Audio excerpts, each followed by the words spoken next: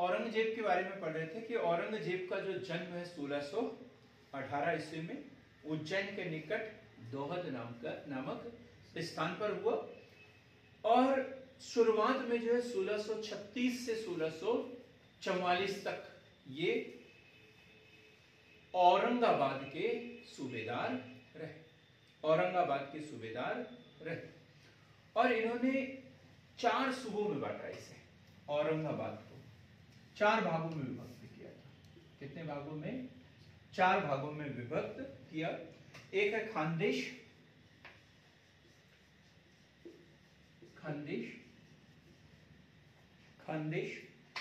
बरार, तेलंगाना और दौलताबाद। खानदेश, बरार, तेलंगाना और दौलताबाद। ये 4 सब पार्ट में उसे डिवाइड किया। खानदेश की राजधानी आप लोगों को पता है क्या है? बुरहानपुर। खानदेश की राजधानी बुरहानपुर। बरार की इलिचपुर, नांदेड़ और दौलताबाद। इलिचपुर तेलंगाना की, नांदेड़ और दौलताबाद की क्या बताएं? दौलताबाद की दौलताबाद। तो ये 4 भागों में उसने पूरे औरंगाबाद जो बड़ा एरिया था उसको 4 सूबों में बांट दिया। खानदेश की राजधानी बुरहानपुर और बरार की राजधानी इलिचपुर, तेलंगाना, नांदेड़ और दौलताबाद। 1644 ईस्वी में ये दिल्ली गए। उन्होंने सोचा कि नहीं अब इधर हमें दिल्ली ही जाना चाहिए, लेकिन वहां पर दिल्ली व आगरा इसलिए लिखेंगे हम क्योंकि जो शाहजहां जो है इसने मुगल साम्राज्य की राजधानी कहाँ रखी थी? आगरा में ताजमहल और आगरा का किला, एक यमुना नदी के दाएं तट पर और एक बाएं तट, और वो बराबर वहां से देखा करते थे ताजमहल को। दीवाने खास इसमें से देखा करते। अभी पढ़ेंगे अपन पूरा उसे, जब उसकी कैद की बात करेंगे तो पूरा डिटेल में आज हमें पढ़ना है। लेकिन वहां पर कौन थे? आगरा में दारा शिको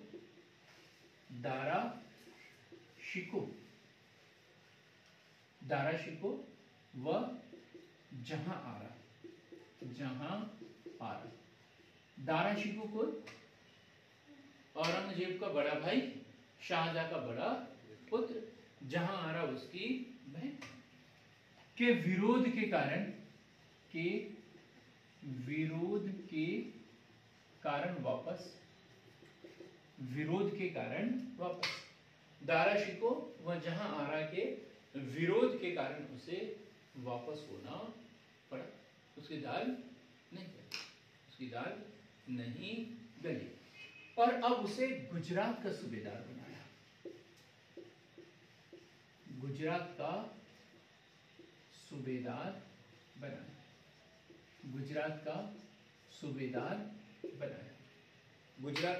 सूबेदार बनाया। ठीक। 1644 से 1653 तक वो गुजरात का सूबेदार रहा। देखो 1636 से 1644 तक औरंगाबाद का और 1644 से 1653 तक कहां का? गुजरात का सूबेदार रहा। अब क्या बुला लिया उसको आगरा? नहीं, अब उसको बोला कि ठीक है और दूर भेज देते उसे वापस। उसे 1653 में दक्कन, पूरा दक्कन दे दिया उसके। दक्कन का सूबेदार नियुक्त किया। दक्कन का सूबेदार 1653 में से नियुक्त किया। वहां इसने मुर्शिदकुर लिखा।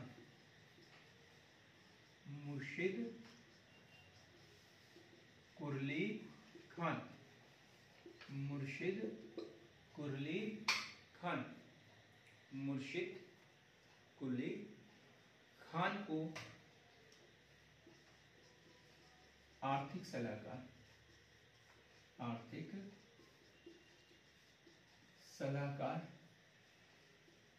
नियुक्त किया। मतलब आर्थिक मामलों का प्रमुख उसने किसको नियुक्त किया?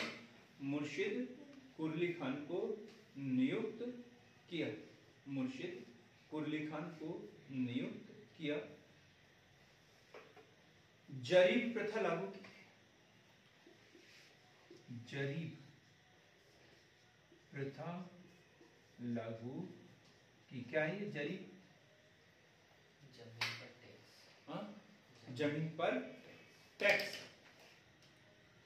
जरीब यानी होता है भूमि को मापने की इकाई। तो भूमि सर्वेक्षण है ना, ठीक। तो इन्होंने भूमि को नापा और उसके बाद उसके ऊपर टैक्स लगाया। ऐसा नहीं अंदाजे से देते रहेंगे, नहीं। भूमि का सर्वेक्षण होगा, कितनी भूमि है, और जो भूमि जितनी है उसके हिसाब से ही आपको टैक्स देना है, जिसमें राजस्व में वृद्धि होगी। सीधी सी बात है। पहले अंदाजे से दे रहे थे, पता ही नहीं था कि कितनी जमीन है, लेकिन अब भूमि की नपाई की और उसके आधार पर टैक्स लेना शुरू किया। राजस्व अनाज के रूप में, अनाज के रूप में वह मात्रा के आधार पर 1/4 भाग, 1/4 भाग, 1/4 भाग जो है उन्होंने कर दिया।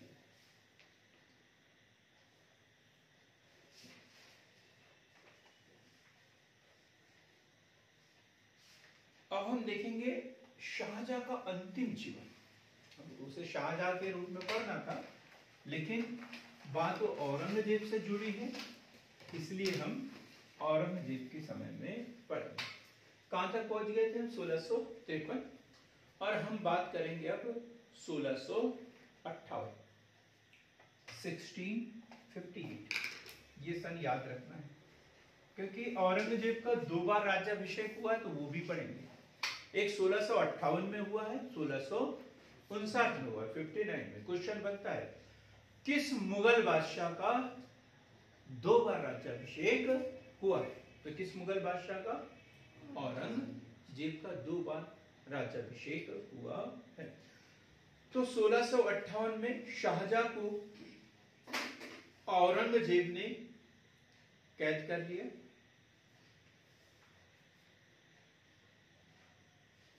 कैद कर लिया।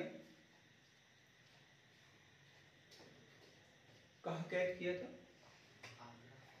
आगरा के किले में। औरंगजेब ने शाहजहां को आगरा के किले में कैद कर लिया। आगरा किले में कैद कर लिया। और जहां उसकी धर्मनिष्ठ पुत्री कौन थी? जहां आरा उसका साथ दे रही, जहां आरा उसका ध्यान रख रही थी, उसका सहयोग कर रही थी, ठीक। और वहां से देखता था वो ताजमहल और बड़ा दुखी होते रहता था। एक प्रसंग ये भी मिलता है कि उसने औरंगजेब से बोला कि अब मैं तो बूढ़ा हो गया, 2-4-10 छोटे छोटे बच्चे ही लाके दे दो, तो उनको मैं पढ़ाऊंगा, कुरान वगैरह ये वो पढ़ाऊंगा, तो मेरा टाइम कट जाएगा, मैं यहाँ बोर होते रहता हूँ। तो औरंगजेब ने क्या कहा होगा? अंकित कुमार मना कर दिया। तो मना करना, ऐसा मना नहीं किया उसने। मौत की कब्र में पेड़। हाँ सर, मौत की कब्र में पेड़ कहा था शायद। हाँ, तो बोला कि कब्र में तो पैर लटके हुए हैं, लेकिन फिर भी सम्राट के खिलाफ साजिश करने की इच्छा तुम्हारी खत्म नहीं हो रही कि तुम मतलब कब्र में पैर लटके हुए उसके बावजूद बच्चों को पढ़ा लिखा कर मेरे खिलाफ एक संघ बनाना चाहते हो, मेरे खिलाफ लोगों को भड़काना चाहते हो। ये कदापि नहीं हो सकता। ये तो उनके साथ में हुआ। 1666 में उनकी मृत्यु हुई है, अकबर की, औरंगजेब की नहीं। 1666 में शाह जहां की मृत्यु हुई।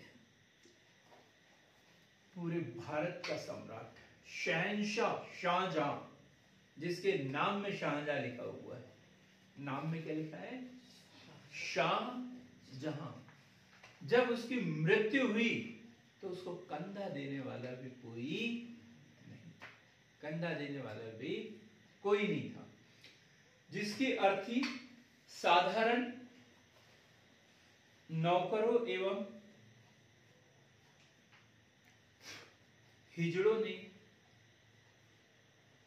कंधा देकर उठाई, कंधा देकर उठाई और उसे आगरा के ताजमहल में, मुमताज महल के बगल में दफनाया गया और वहीं उसका मकबरा बना। 1666। जब हमें 1658 याद रहता है तो हम 66 तक पहुंचते ही नहीं है कि शाहजहां की मृत्यु कब हुई होगी करके। हमें लगता है 1658 में तो औरंगजेब शासक बन गया था, तो ये ज्यादा 2-4-6 महीने रहा होगा। यही होता है, अंदाजा हम ऐसे ही लगा लेते हैं ना। लेकिन कब तक? 1666 ईस्वी में उसकी मृत्यु हुई। उससे पहले 1657 में हुआ है इनका उत्तराधिकार युद्ध। इसमें से भी क्वेश्चन बनता है। 1657 उत्तराधिकार युद्ध। उत्तराधिकार युद्ध कितने भाई थे ये? 4। सबसे बड़ा दारा शिकोह, सबसे बड़ा जो है वो दारा शिकोह। तो 4 पुत्र है इसमें। दारा शिकोह जो आगरा का सूबेदार था, औरंगजेब दक्कन का सूबेदार था,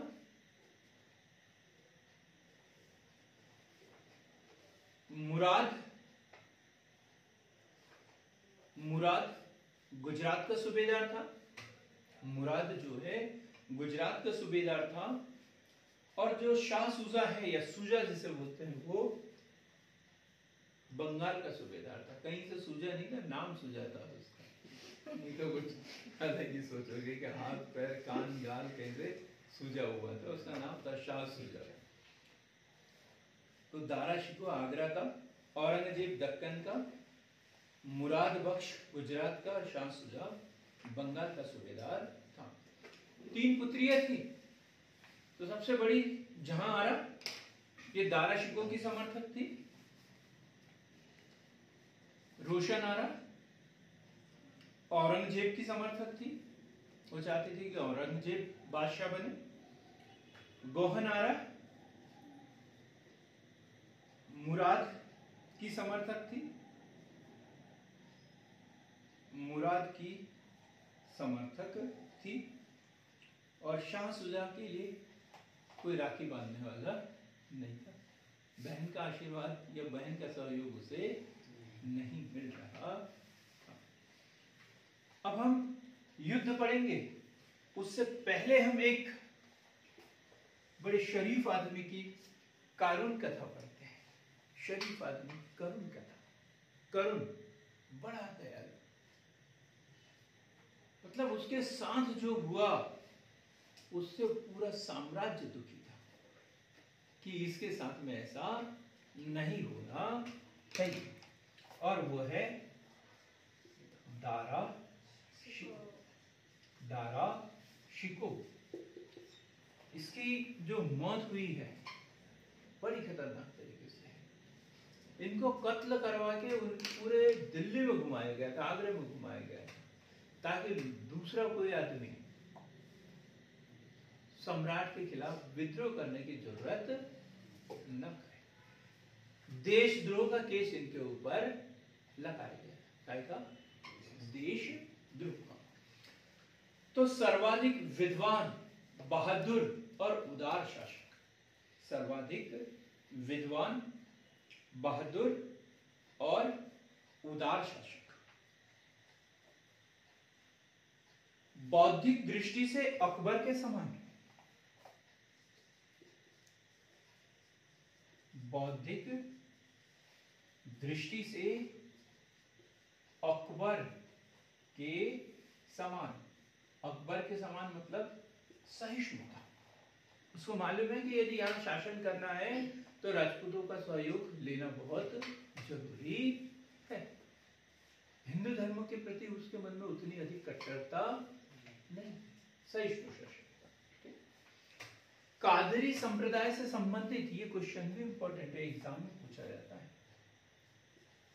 कादरी संप्रदाय, जब हम सिलसिले पढ़ेंगे उसमें पढ़ेंगे, कादरी, नक्शबंदी, ये वो सब पढ़ेंगे। तो दारा शिकोह कादरी संप्रदाय से संबंधित इन्होंने किताबें लिखी है। एक है सफीनत उल औलिया, सफीनत उल औलिया, रिसाल ए हकनुमा, और एक दूसरी बुक कौन सी, रिसाल ए हकनुमा, सफीनत उल औलिया और रिसाल ए हकनुमा। एक बड़ी अच्छी बुक है इनकी जो बड़ी फेमस हुई है। मजमा ए क्या है, मजमा ए समुद्र वाली है, दो समुद्रों का मिलन, दो समुद्रों का मिलन, मजमा ए बहरी, मजमा ए बहरी, ठीक, दो समुद्रों का मिलन, दो समुद्रों का मिलन, मजमा ए बहरी। एक है सिर ए अकबर, सिर ए अकबर, ये भी इन्हीं की रचना है, एक बार बार एग्जाम में पूछा जाता है। सिर ए अकबर, सिर ए अकबर, जो 52 उपनिषदों का इन्होंने फारसी भाषा में अनुवाद किया था, किस नाम से जाना जाता है, सिर ए अकबर।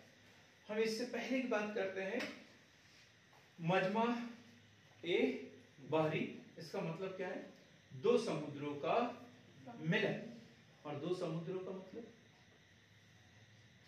हिंदू और मुस्लिम, वहां समुद्र की बात नहीं है, दो परंपराओं की बात है, दो संप्रदायों की बात है, हिंदू और मुस्लिम, दो समुद्रों का मिलन। क्वेश्चन पूछा जाता है किसकी रचना है करके। तो सिर ए अकबर 52 उपनिषदों का फारसी भाषा में अनुवाद। इतना अच्छा बादशाह है कौन, दारा शिकोह। अब उसके साथ में क्या होगा इसे हम देखेंगे। तो सबसे पहला युद्ध जो हुआ है वो हुआ है बहादुरपुर का युद्ध, बहादुरपुर का युद्ध 1658। ये है दारा शिकोह व शाह सुजा, दारा शिकोह व शाह सुजा के बीच, दारा शिकोह व शाह सुजा के बीच, दारा शिकोह व शाह सुजा के बीच। ये जो उत्तराधिकार युद्ध है इनके बीच के, वो क्रम से हमें सही जोड़ी बनाने के लिए पूछ सकते हैं। किसके बीच में हुआ, दोनों पार्टियों के बारे में भी पूछ सकते हैं। कौन सा युद्ध था जिसमें औरंगजेब एक पक्ष के रूप में नहीं था, ऐसा क्वेश्चन भी पूछ सकते हैं। तो बहादुरपुर का युद्ध 1658, दारा शिकोह और शाह, इसमें औरंगजेब है क्या, नहीं, औरंगजेब इसमें नहीं है। शाह सुजा ने बंगाल में स्वयं को बादशाह घोषित कर दिया, स्वयं को बादशाह घोषित कर दिया। क्लियर है? यहाँ तक हम पुरानी बात देखें, दारा शिकोह कहाँ का? आगरा का, औरंगजेब दक्कन का, मुराद गुजरात का और शाह सुजा बंगाल का सूबेदार था। और शाह सुजा ने बंगाल में अपने आप को स्वतंत्र सम्राट घोषित कर दिया। अब चूंकि शाहजहां भी चाहता था कि उसका उत्तराधिकारी कौन बने? दारा शिकोह बने। वे हमें जो कल प्राप्त होने वाला है उसकी रक्षा तो हमें आज से करना पड़ेगा। ये तो नहीं बोल सकते जब मिलेगा तब देखेंगे। अभी क्या भरोसा किसको मिलता है और किसको नहीं, और हम अपनी मेहनत बेकार करें तो फिर तो अपने मम्मी पापा की संपत्ति क्या हो जाएगी? लुट जाएगी पूरी, हमें कुछ भी नहीं मिलेगा। होगा ना ऐसा? तो माँ बाप की संपत्ति हमें तब से बचाना चाहिए जब से हमें समझदारी आ जाती है। ऐसा नहीं कि बंटवारा हो जाए उसके बाद ही हमें बचाना है, नहीं, पहले से ही बचाना चाहिए। तो उसने अपने पुत्र, दारा शिकोह ने अपने पुत्र, क्या नाम है इसका? सुलेमान, सुलेमान शिकोह, सुलेमान शिकोह के नेतृत्व में ये बहादुरपुर का युद्ध लड़ा और सुलेमान शिकोह ने जो है शाह सुजा को पराजित किया। सुलेमान शिकोह ने बनारस के निकट, बनारस के निकट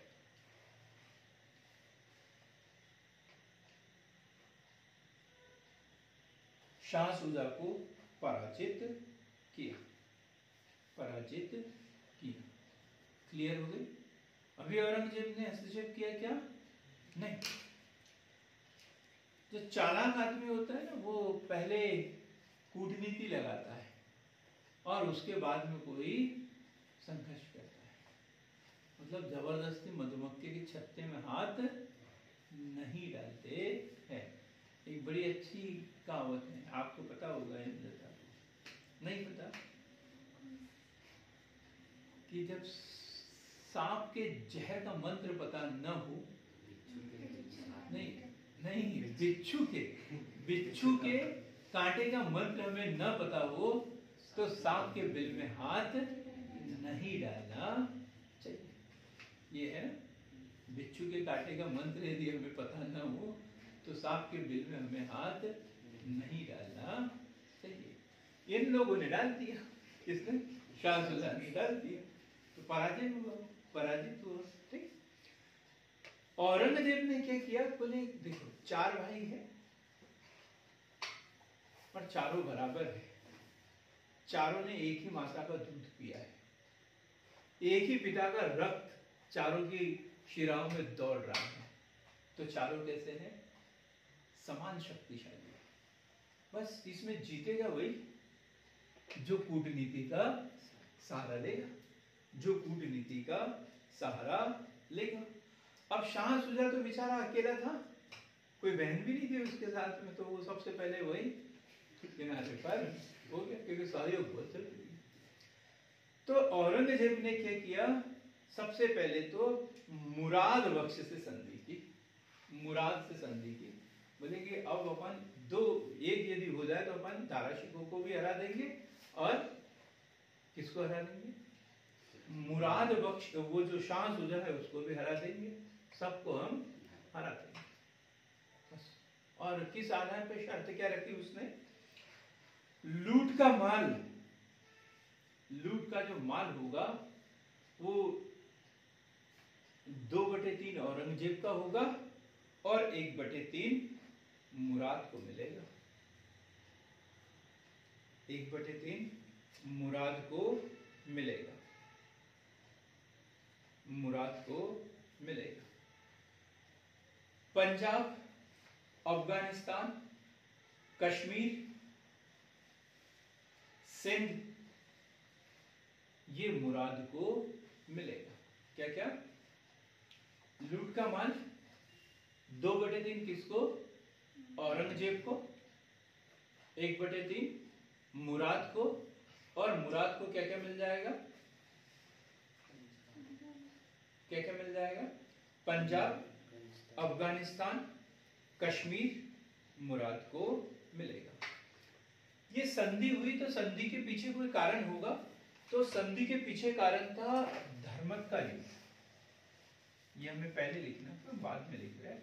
धर्मत का युद्ध, धर्मत का युद्ध, और ये हुआ था 1658 में, क्रम से याद रखना है। और ये हुआ औरंगजेब व मुराद के बीच में।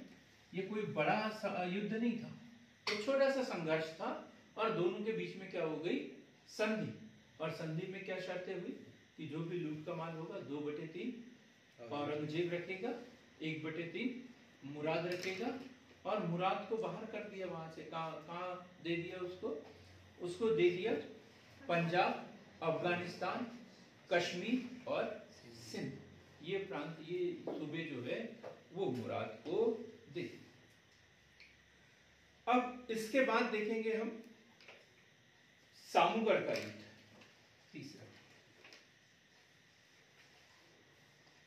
सामूगढ़ का युद्ध, सामूगढ़ का युद्ध। और ये भी है 1658 में। इसमें है औरंगजेब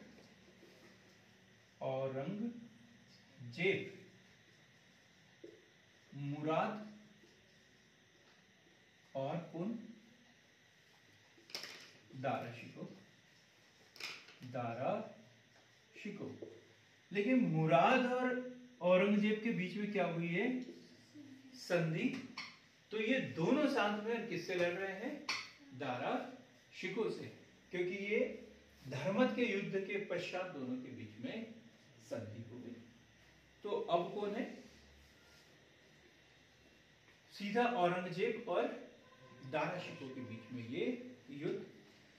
इसमें दारा शिकोह की पराजय, दारा शिकोह की पराजय, दारा शिकोह की पराजय, और धोखे से मुराद बख्श की हत्या, मुराद बख्श की, क्या मुराद की भी हत्या हो गई।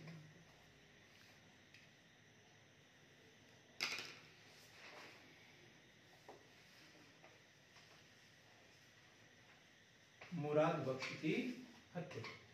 अब देखो, एक दुश्मन तो उसका कम हो गया, एक पराजित हो गया, और एक लगभग एक खत्म हो गया, एक पराजित हो गया। शाह सुजा तो पहले से ही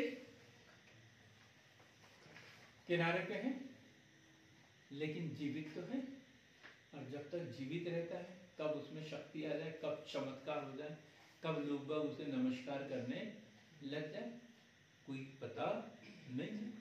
क्योंकि वो एडवर्टाइजमेंट आता है भोपाल के अखबार में, जाता है क्या, चमत्कार को नमस्कार आता है ना भोपाल में, वो एडवर्टाइजमेंट, बाबा बंगाली और वो चमत्कार को नमस्कार। तो ऐसा उसको लगा कि अब इसे भी ठिकाने लगा देना चाहिए।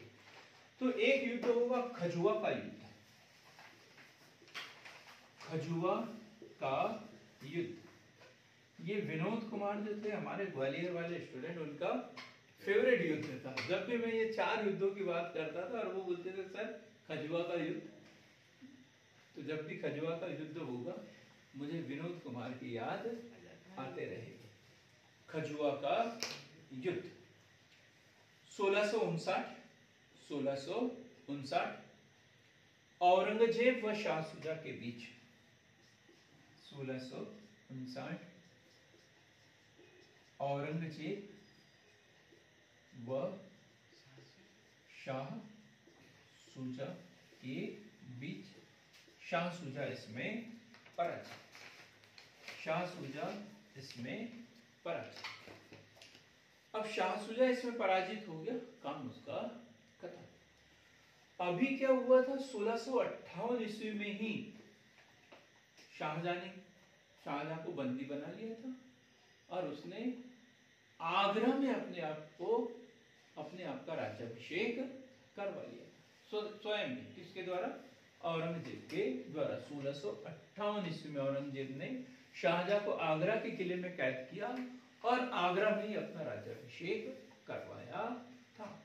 और इसके बाद में हुआ ये खजुआ का युद्ध, जैसे 16 सामूगढ़ का युद्ध हुआ 1658 में, दारा शिकोह इसमें पराजित हुआ और शाहजहां को बंदी बनाकर उसने आगरा में अपना राज्याभिषेक करवा लिया। इसके बाद में खजुआ का युद्ध 1659, औरंगजेब व शाह शुजा के बीच, शाह शुजा इसमें पराजित।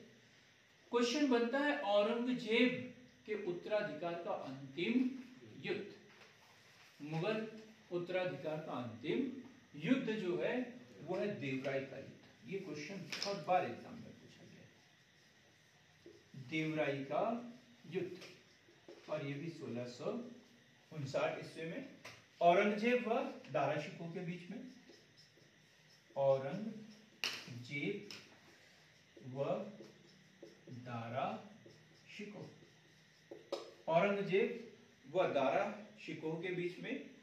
और इसमें और दारा शिकोह जो है अंतिम रूप से पराजित, अंतिम रूप से पराजित।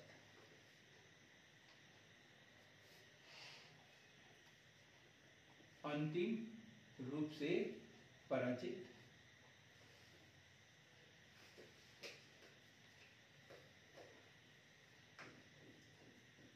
इसके पश्चात क्या हुआ, पहली लाइन जो है वो पहले बता दिया, दारा शिकोह के ऊपर देशद्रोह का मुकदमा दर्ज हुआ,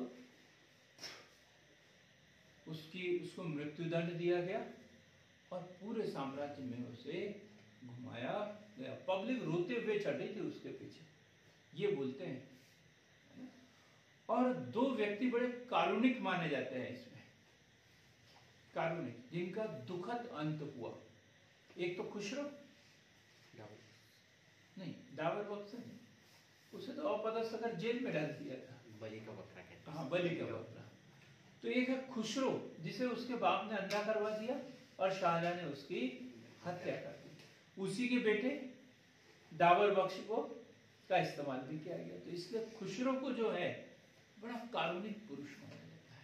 और दूसरा कौन, दारा शिकोह। दारा शिकोह, दारा शिकोह को हुमायूं के मकबरे में दफनाया गया, हुमायूं के मकबरे में दफनाया गया।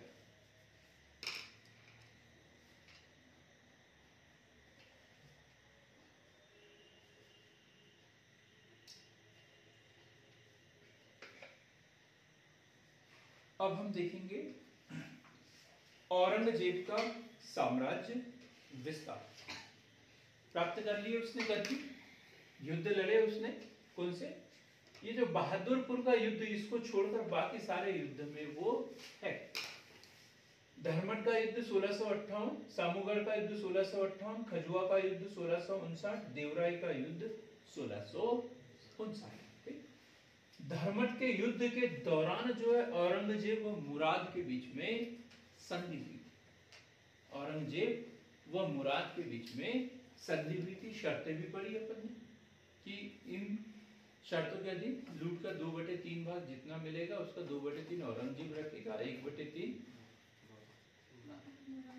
मुराद रखेगा। और मुराद को कहाँ भेज देगा, दूर दराज की सीमा पर, उधर सिंध और बलूचिस्तान उधर के प्रांतों में भेज देगा। अब हम देखेंगे औरंगजेब ने कैसे साम्राज्य पे अधिकार किया, उसकी दक्षिण के प्रांतों पर अधिकार। तो सबसे पहला गोलकुंडा पर अधिकार, गोलकुंडा पर अधिकार। औरंगजेब ने गोलकुंडा पर कैसे अधिकार किया। हम जैसे मलिकंबर को पढ़ चुके हैं, पढ़ चुके हैं हम लोग मलिकंबर को। अब हम पढ़ेंगे मीर जुमला। कौन था ये मीर जुमला? फारस का व्यापारी, हीरो का व्यापारी है ना, हीरो का, मोतियों का व्यापारी हुआ करता था। किसकी बात कर रहे हैं? मीर जुमला। हम गोलकुंडा की बात कर रहे हैं। ये वही गोलकुंडा है जहां की खदान से कोहिनूर हीरा निकला था। और इसी मीर जुमला के द्वारा जो कोहिनूर हीरा है वो किसे दिया गया था? शाहजहां को दिया गया था। हम एक बार कोहिनूर हीरे का पूरा इतिहास पढ़ेंगे, हमें ये पूरी बातें आ जाएगी। तो कोहिनूर हीरा जो है, तो ये मीर जुमला की बात कर रहे हैं। पहले मीर जुमला को ही पढ़ लेते हैं। मीर जुमला, जुमला यानी क्या होता है वैसे? अच्छे दिन आएंगे। अच्छे दिन आएंगे, हम उसकी बात नहीं कर रहे। मीर जुमला मतलब होता है कहावत। कहावत है ना, एक जुमला है, एक कहावत है, या क्या बोलते हैं तो मुहावरा। मुहावरा मीर जुमला। वास्तविक नाम इसका मोहम्मद सईद। वास्तविक नाम क्या है इसका? मोहम्मद सईद। मोहम्मद सईद, वास्तविक नाम इसका मोहम्मद सईद। पारसी व्यापारी, पारसी व्यापारी काय का व्यापार करता है? हीरो व कीमती पत्थरों का। कीमती पत्थरों का, हीरो व कीमती पत्थरों का ये व्यापार करता है। हीरो व कीमती पत्थरों का व्यापार करता है। गोलकुंडा में कौन थे? कुतुब शाह। गोलकुंडा का अपन ने पूरा एक पढ़ा है ना। अब जिसने बहमनी साम्राज्य पढ़ा होगा, जिसने भी बहमनी साम्राज्य पढ़ा होगा उसको ये उत्तर पता होगा। जिसने बहमनी साम्राज्य का जो मैंने वीडियो डाला, यदि वो नहीं पढ़ा तो फिर किसी को नहीं पता। बहमनी साम्राज्य जो पढ़ेगा वीडियो में, यूट्यूब पर जो वीडियो डाला उसमें पता चलेगा कि कहाँ पर आदिल शाह, कहाँ पे बीदर में बरी दिशा है, गोलकुंडा में कुतुब शाह, गोलकुंडा में कुतुब शाह, हैदराबाद में निजाम शाह। ऐसे अलग अलग राजवंश की स्थापना हुई थी। तो गोलकुंडा के शासक कुतुब शाह का पीएम था। गोलकुंडा के शासक कुतुब शाह का प्रधानमंत्री था। ऐसा कोई शब्द था नहीं उस समय, लेकिन हम इसे वजीर बोल सकते हैं। उसका वजीर था, उस समय शब्द वजीर हुआ करता था, लेकिन हम शॉर्टकट में पीएम तो कभी प्रधानमंत्री बोल देते, अपने वजीर शब्द इसे समझे कि कुतुब शाह का ये वजीर था। कर्नाटक के कुछ भाग को जीतकर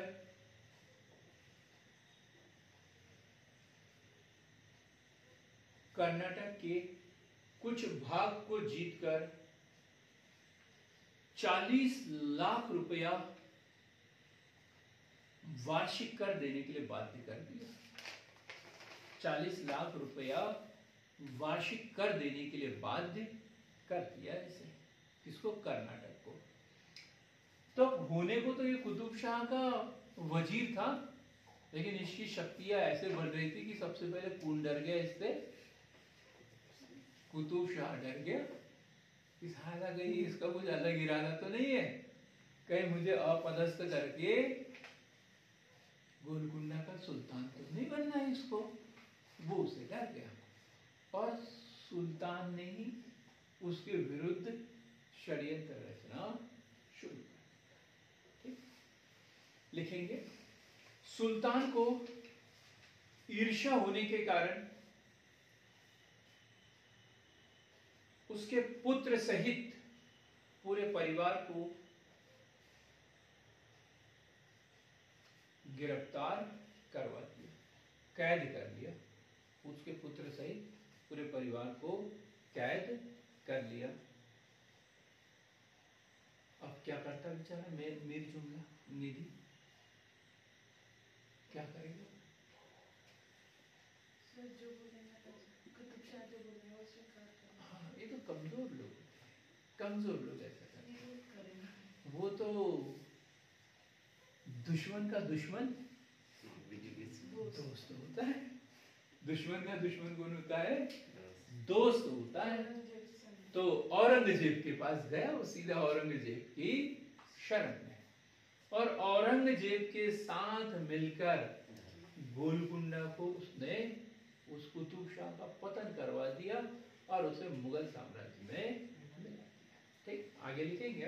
अब इस लाइन में लिखेंगे गोलकुंडा के सहयोग, सॉरी, मीर जुमला के सहयोग से, मीर जुमला के सहयोग से कब? 1686-87 में, 86-87 में कुतुब शाह को अपदस्थ कर दिया।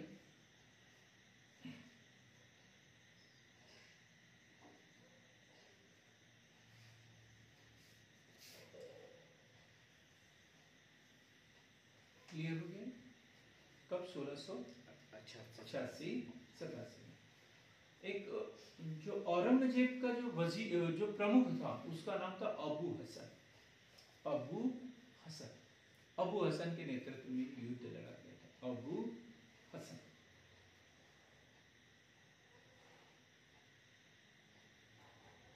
अब हम पढ़ेंगे बीजापुर। बीजापुर, इसको ठीक करेंगे आप। कुतुब शाह, वो उसका पूरा नाम है अबू हसन कुतुब शाह। मैं थोड़ा सा डिस्टर्ब हो गया था अभी। कुतुब शाह, ये तो वंश है। उस शासक का नाम क्या था? अबू हसन कुतुब शाह।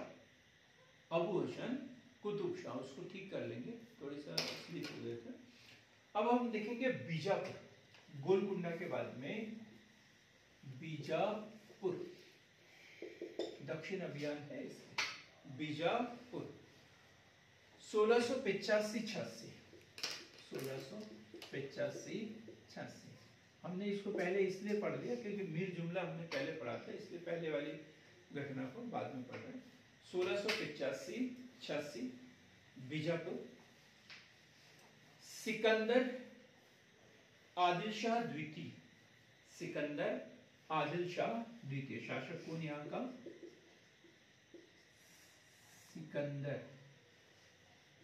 सिकंदर आदिल शाह द्वितीय। अब ये तो लड़ने को तैयार ही नहीं था औरंगजेब से, तो कोई आरोप लगाना पड़ेगा कि तुमने ये किया, शर्तों का हनन किया है, तो तुम्हें तो हटाना ही पड़ेगा। अब ईश्वर को जब किसी को मौत देना होता है तो कोई भी बहाना ढूंढ लेती है ना मौत। बोलते वो बैठा ही तो था, तो जरा सा खड़ा हुआ और गिर पड़ा। ऐसा मतलब कोई ना कोई बहाना लेके ही आती है ना मौत, कि कभी ऐसे सीधे सीधे नहीं आते, कोई न कोई बहाना लेके आती है। तो ऐसे इनके ऊपर भी बहाना, तो लिखेंगे इसमें सिकंदर आदिल शाह द्वितीय पर आरोप लगाया।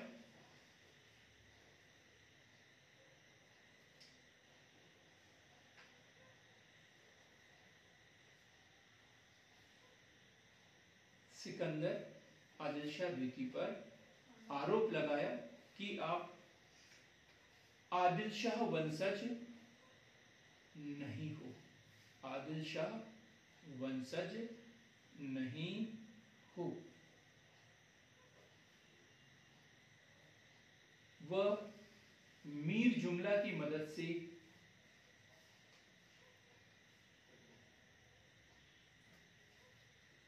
बीजापुर व बीदर के दुर्ग को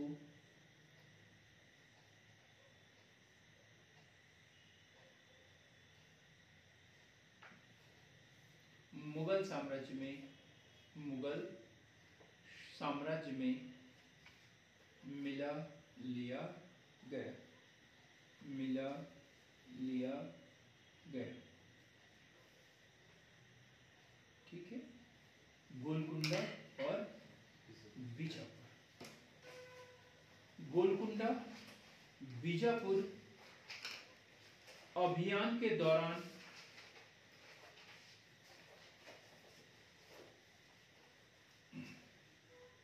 अभियान के दौरान क्या हुआ होगा?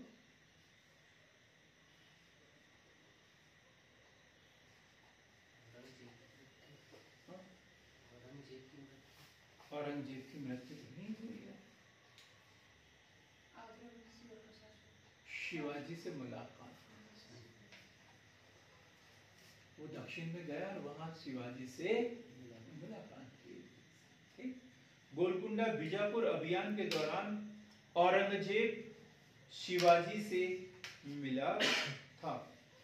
औरंगजेब शिवाजी से मिला था। उत्तर के उसके ज्यादा अभियान थे नहीं औरंगजेब के, दक्षिण में ही वो व्यस्त रहा। एक तो एक सूबेदार के रूप में भी दक्षिण में ही रहा और सम्राट के रूप में भी वो दक्षिण में ही व्यस्त रहा। हम पढ़ेंगे, जब आगे पढ़ेंगे उसके उत्तराधिकारी, औरंगजेब के जब उत्तराधिकारी पढ़ेंगे तो उसके बारे में भी पढ़ेंगे। उसका पुत्र है शहजादा अकबर। शहजादा अकबर वो विद्रोह कर देगा और उसका पीछा करते करते ये 1680 में कहा चल जाएगा? दक्षिण में चला जाएगा। 1680 में ये दक्षिण में चला जाएगा। इसकी मृत्यु जो हुई है 1707 में, 1707 में, तो वो वापस ही नहीं आएगा। दिल्ली आगरा वो वापस ही नहीं आता है। जो 80 में गया तो उधर का ही होके रह जाएगा। आगे पढ़ेंगे जब हम उसके पुत्र को पढ़ेंगे। अभी हम पढ़ते हैं धार्मिक नीति, औरंगजेब की धार्मिक नीति।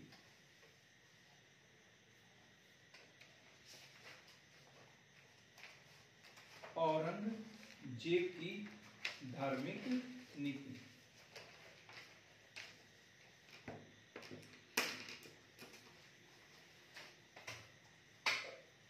क्या किया था उसने? धार्मिक नीति। कट्टर सुन्नी मुसलमान बोलते, जैसे किसी को पढ़ाते हैं ना, जबरदस्ती पढ़ाते हैं। विनीत जैसे आदमी को, विनीत है कि नहीं आज?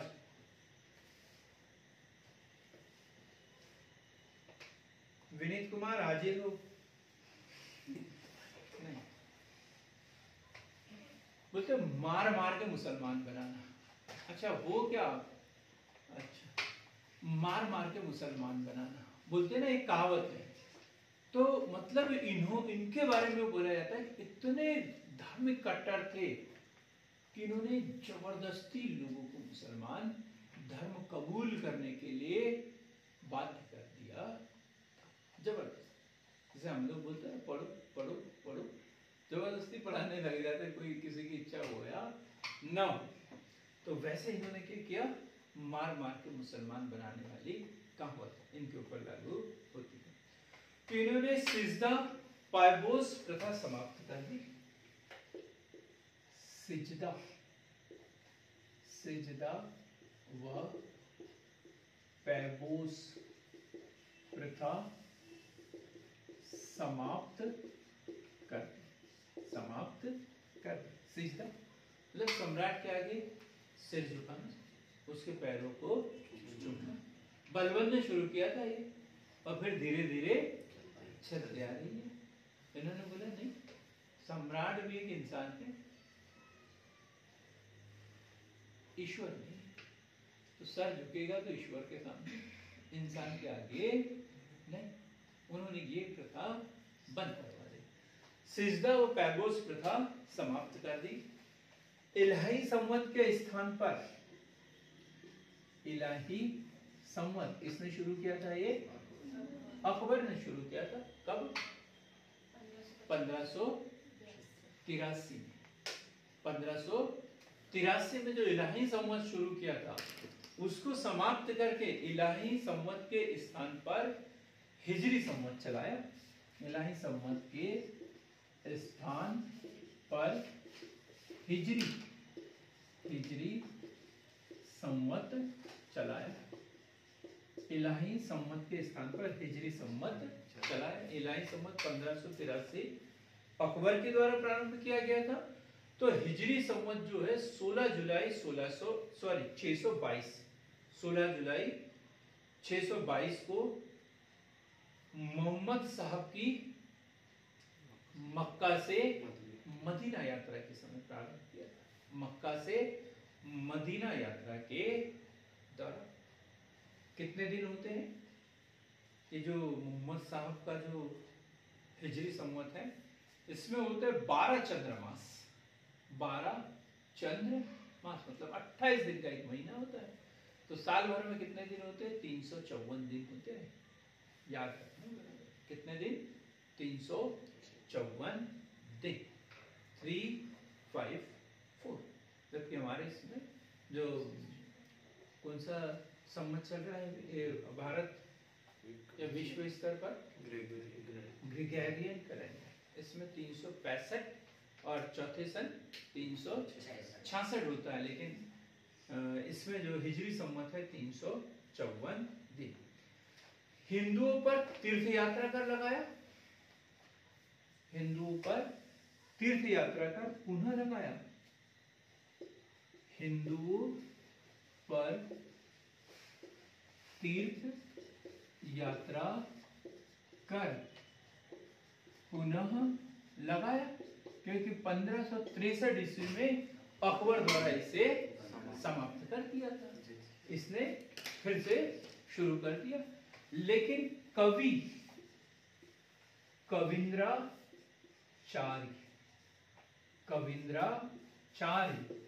के कहने पर समाप्त कर दिया। हाँ, कविंद्राचार्य के कहने पर इसे समाप्त भी कर दिया था। और क्या किया? 1679 1679 क्या किया था इन्होंने? दूसरा कर जजिया कर पुनः प्रारंभ कर दिया, पुनः प्रारंभ कर दिया। अब बोलो, क्या हिंदू लोग सहयोग करेंगे इसका? राजपूत लोग सहयोग करेंगे? नहीं। हिंदुओं को मुसलमान बनाने के लिए एक पृथक विभाग स्थापित किया, पृथक विभाग स्थापित किया।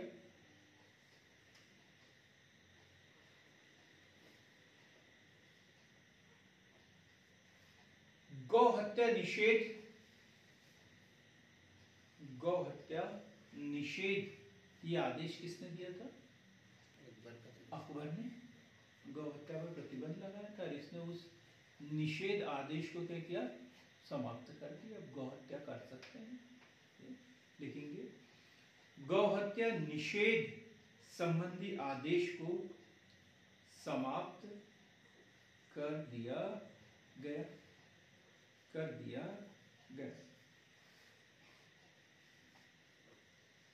अब एक क्वेश्चन ये भी बनता है कि दारा शिकोह इतना अच्छा व्यक्ति था, तो उसको पराजय का सामना क्यों करना पड़ा? उसको पराजय का सामना क्यों करना पड़ा? ठीक, कोई बता सकता है कि क्या कारण है? ये जो कारण है ये तो मेंस का क्वेश्चन है। दारा शिकोह की असफलता के कारण, दारा शिकोह के बारे में पढ़ा अपन ने। 4 युद्ध औरंगजेब के साथ में हुए, और अंतिम युद्ध देवराय का युद्ध, और उसमें उसका पतन, राजद्रोह का उसके ऊपर आरोप लगा, फिर उसे मृत्युदंड दिया गया।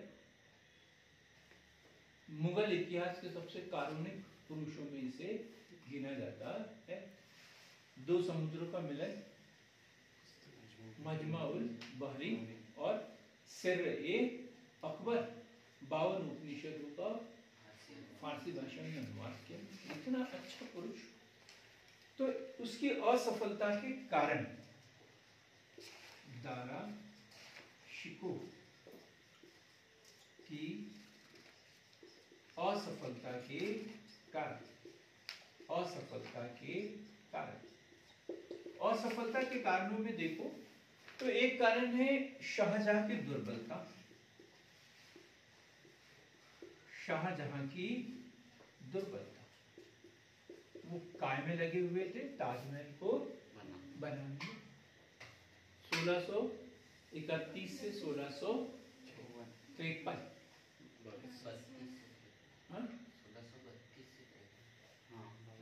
हाँ, 1631 से 1653, ठीक। 22 वर्ष, 22 वर्ष का जो समय है उन्होंने ताजमहल बनाने में ही लगाया। 31 से 53 तक 22 वर्ष का समय ताजमहल बनाने में लगाया।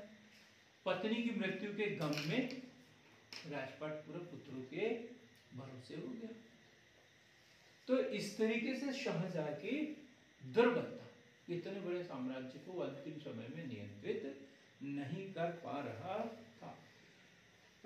दारा शिकोह की कार्यप्रणाली से राजपूतों का असंतोष। दारा शिकोह की कार्य प्रणाली से राजपूतों का असंतोष। देखो, धार्मिक रूप से सहिष्णु तो था, लेकिन उनसे संप्रदाय से संबंधित था, सिलसिले से संबंधित था। कौन सा सिलसिला? कादरी सिलसिले से संबंधित था, और कट्टर सिलसिला होता है। तो इस कारण उन्होंने राजपूतों के ऊपर भरोसा नहीं किया, उच्च पदों पर उन्हें नियुक्त नहीं किया। वही अकबर औरंगजेब के बारे में पढ़ते हैं, सबसे ज्यादा राजपूत या हिंदू अधिकारी काम करते थे किसके यहाँ? औरंगजेब के यहाँ पर काम करते थे। औरंगजेब के साथ काम करते थे। भले ही वो कट्टर था, लेकिन वीरता को तो सम्मान करता था। जिसको जरूरत थी उसको वो रखता था, और इसको राजपूतों का सहयोग नहीं मिला। तो क्या? दारा शिकोह की कार्यप्रणाली से राजपूत असंतुष्ट। औरंगजेब की कूटनीतियां।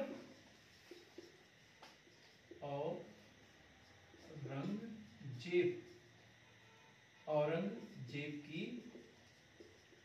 कूटनीतियां। उसने मुराद बख्श से समझौता कर लिया धर्मट के युद्ध के समय, और फिर दोनों मिलकर किससे लड़े थे? दारा शिकोह से। बोला था कि 2/3 औरंगजेब, 1/3 मुराद बख्श, और बोला कि मैं यदि दिल्ली का सम्राट बन गया तो तुम्हें सिंध, पंजाब और वो सब तुम्हें दे दूंगा, तुम तुम्हारा उधर कुछ भी करते रहना। तो ये कूटनीति हुई ना उसकी कूटनीति है। कुशल व दूरदर्शी सेनापति। कुशल व दूरदर्शी सेनापति कौन? औरंगजेब। औरंगजेब खतरों से हिलना उसकी आदत थी। पहले से ही वो कहा था, दक्षिण में था, गुरिल्ला युद्ध पद्धति और ये वो सब कुछ उसे पता था। और ये लोग राजा के दरबार में रहे हैं, शाहजहां के पास में। यस, नो, वेरी गुड करते करते इनका समय बीता। तो इन्होंने उतनी कूटनीतियां सीखी क्या? नहीं, उनको उतनी बारीकियां पता नहीं थी। राजपूतों द्वारा औरंगजेब की सहायता करना। राजपूतों द्वारा औरंगजेब की सहायता करना।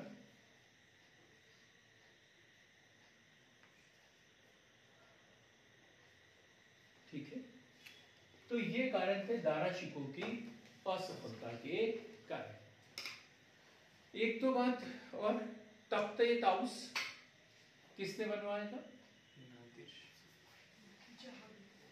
जी, शाहजहां ने बनाया। नादिर शाह तो लेके जाएगा 1739 में। बनाया किसने? बनाया किसने? बनवाया किसने? ये नहीं पूछ रहा हूं। बनवाया तो शाहजहां ने था। यूरोपीय व ईरानियों की पद्धति पर आधारित था। बेबादर खान, किसके द्वारा बनाया था ये? बेबादल खान। बेबादल खान, याद रखना है किसने बनाया था ये? बेबादल खान। दारा शिकोह को उसने कौन सी उपाधि दी थी शाहजहां ने? शाह बुलंद इकबाल। शाह बुलंद इकबाल। शाह बुलंद इकबाल की उपाधि उसे दी गई थी। और कुछ औरंगजेब के बारे में देखें। माता का नाम क्या था औरंगजेब की? आर्जुमंद बानो बेगम। मुमताज महल। 14 संतान थे, 14 में से 7 जीवित बचे थे, 4 पुत्र और 3 पुत्रियां। बड़ा सरल सा क्वेश्चन पूछा था, फिर भी सोच में पड़ गए थे ना। औरंगजेब की माता का नाम आर्जुमंद बानो बेगम।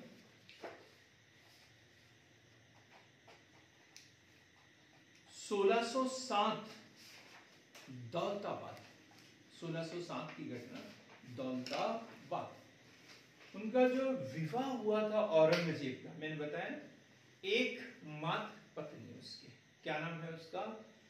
दिलरास बागो बेगम। दिलरास बानो बेगम औरंगजेब की पत्नी। औरंगजेब की पत्नी। ये वो क्वेश्चन बता रहा हूं जो प्री में आते हैं। क्या नाम उसका? दिलरास बानो बेगम। क्या उपाधि दी थी उसे? रबिया उल दुरानी। ठीक, रबिया उद दुरानी। रबिया उद दुरानी की उसे उपाधि दी गई थी। किस नाम से शासक बना था ये? आलमगीर। अबुल मुजफ्फर आलमगीर। क्या? अबुल मुजफ्फर आलमगीर। आलमगीर। गुरु के नाम इनका? गुरु का नाम मीर मोहम्मद हकीम।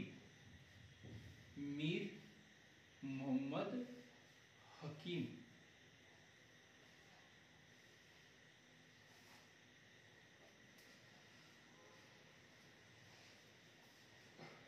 बीबी का मकबरा कहां पर है? औरंगाबाद में। ताजमहल की प्रतिकृति किसने बनवाया? ये औरंगजेब ने बनवाया। औरंगजेब का मकबरा कहां पर है? इनकी जो समाधि है कहीं पर मकबरा नहीं, कहीं पर इनका मकबरा नहीं है। अपन ये भी पढ़ा कि जीवन यापन हेतु क्या करते थे? ये टोपी सिलते थे। शाही खजाने से ये अपने ऊपर पैसा खर्च नहीं करते थे। एक इनके समय की समस्या थी अहोम समस्या। वो उतना महत्वपूर्ण नहीं, बिल्कुल नहीं पढ़ना।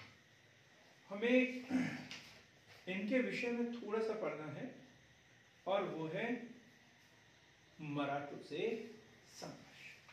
मराठों से संघर्ष।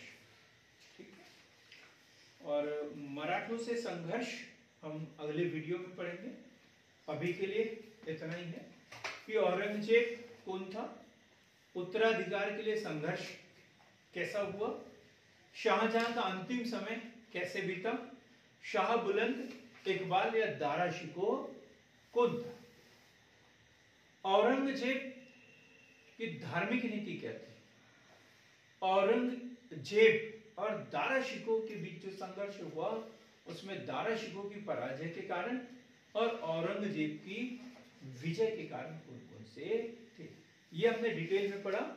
और ऐसे ही हम अगले वीडियो में पढ़ेंगे औरंगजेब और मराठों का संघर्ष, औरंगजेब के समय में होने वाले प्रमुख विद्रोह और औरंगजेब या मुगल साम्राज्य का पतन। औरंगजेब का पतन ही मुगल साम्राज्य का पतन है। तो मित्र, हमारे चैनल को लाइक, शेयर और सब्सक्राइब अवश्य करें ताकि अधिक से अधिक लोगों तक हमारी बात पहुंचे और सार्थक पहल की जो पहल है वो वास्तव में सार्थक हो जाए, और इसके लिए आप लोगों का सहयोग करना अनिवार्य और जरूरी है, आवश्यक